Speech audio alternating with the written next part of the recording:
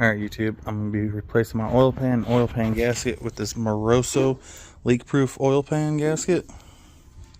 It's got the metal spacers in between where all the bolts go to stop you from over-tightening. It's a thick gasket.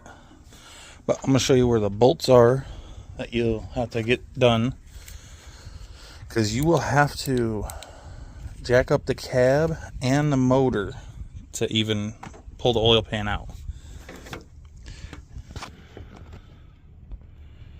You can see that stud down there.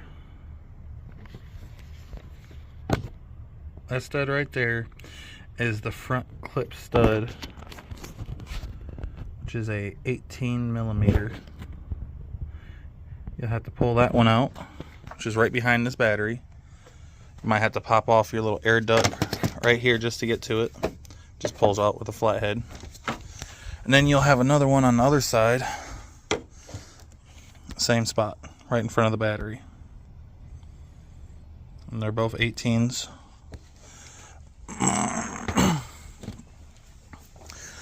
And in the truck, well, depending on the cab style you have. So since I have a extended cab, I only have 4 bolts in the cab to loosen. 4 doors. The crew cabs, I think they have 6 in the cab. So you would have 2 in the back. You have 1 right there, and same thing on the other side. And then you'd have one right where the pillar would be for the other door. There'd be a bolt. And up here in the front, about around here under the carpet, there'll be a rubber grommet you'd pull off, and the bolt's recessed in. And to get to these ones back here, you literally just put your hand under the back of the seat and lift up. It just unclips from the back of the cab. And you just pull this carpet over, put your 21 millimeter on there, and break it loose.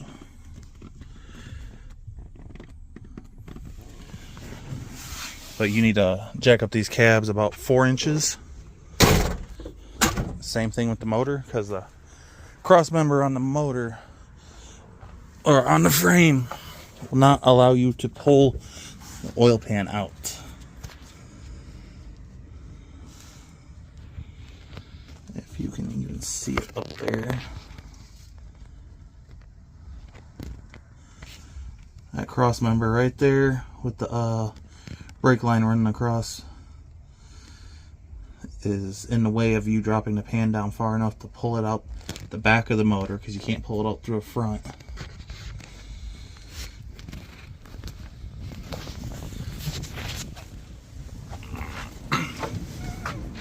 So pretty much you jack these frames up, or jack up the cab, put a 2x4 on end on the frame, and right where you took the bolt out, pretty much. One in the front right here, one there, on the other side. And then you'd do the same thing when you unbolt the motor mounts. You'd put the 2x4 right where the motor mount would be. Once I get to that point, I'll show you guys exactly where I put the wood. Quick little note, the passenger side bolts back in the cab in that back corner, and the one up in that corner are 21s. So far, this bolt back here is a 24 millimeter, not a 21 like I first thought. It's like no play. So yeah, passenger side's 21, driver's side is 24s. I'm assuming the front one will be the same size. And then the 2 front clip on the radiator support that you would unbolt down there, those are 18s. Both of them are.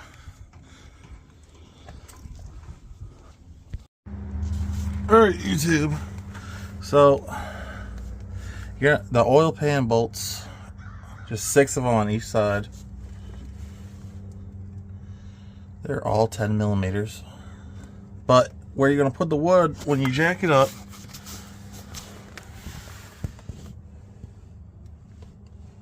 right on top of the front of the frame rail on both sides. And then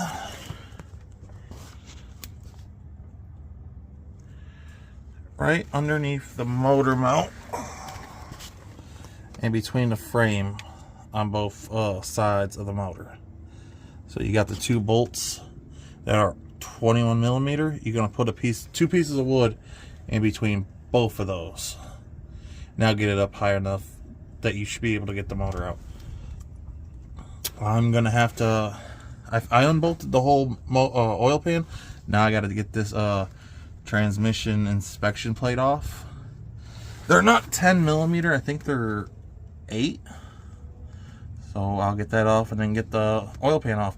Now I'm not sure if you have to take the oil filter off. I'm gonna try to get around without doing that, just to see if it works.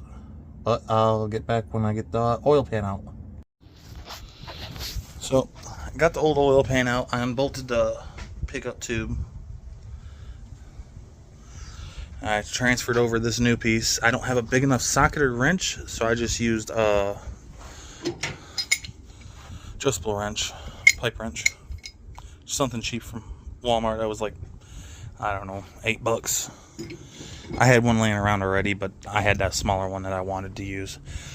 So before you jack up the motor in the cab, you may want to unbolt your fan shroud.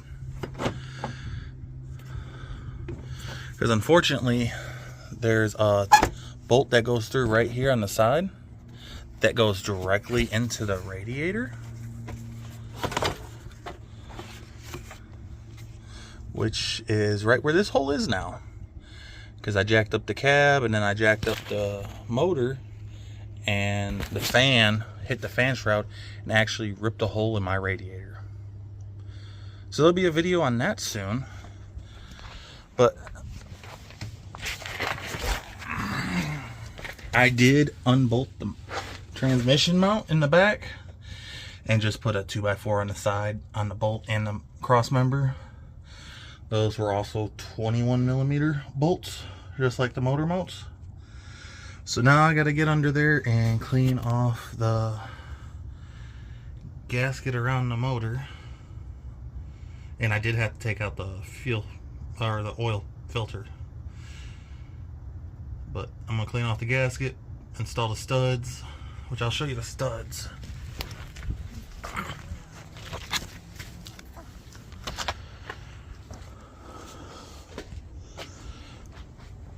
Oh, and with the kit, you do get a new O-ring for the pickup tube adapter. You do get a new one of those. The studs are right here in this bag.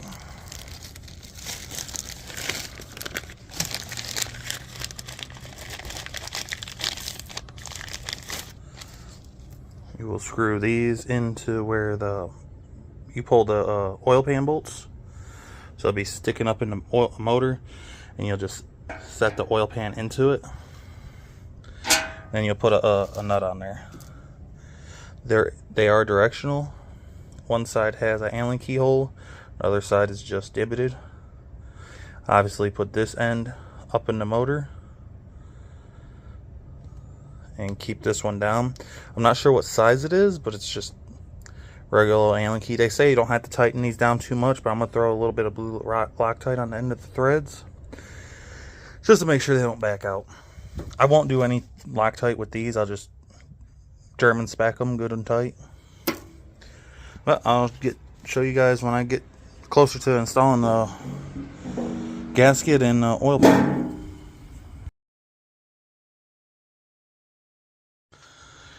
Alright, so the studs that go for the oil pan were 5 and 30 hex bit. You don't have to over tighten them. So if you just put a little blue Loctite on there and just tighten them, it should be fine. And then I put a little bit of RTV, black silicone, for oil pans and stuff like that. On the motor itself, right between this bolt hole and this corner, right where the front casing is, so there's a little RTV there, and then right here where it does this dip, actually I think it might be right here, but you can see a good line on the motor itself where the front casing is separate from the motor. I just run a nice big blob right there, and then right at this bend, all four corners. There's even a spot back here. It looked like it was separate, and then right on this bend. But right now I'm buttoning everything back up and finishing it out. I'm gonna have to get a new dipstick tube because I mangled mine getting it off, and now there's a pinhole in it. I could be cheap and straighten it out, rebend it straight and make it nice and smooth, and throw a rubber hose on there. But a new one's only like $35, so I'm just gonna buy a new one. And you can see this gasket that was on mine. I don't know if this is factory or what. They just blobbed it up a lot. No real gasket, just all RTV rubber silicone gasket. And I think I was having an oil leak right around here. I could be wrong. Or right here where it's ripping apart. I didn't even pry on this side. I put a flathead and a chisel over here and pried this down enough where I can get my hand in there and just pulled it, and it all broke loose. But that's going to be it. I'm going to button everything back up just the way it came. I undid everything.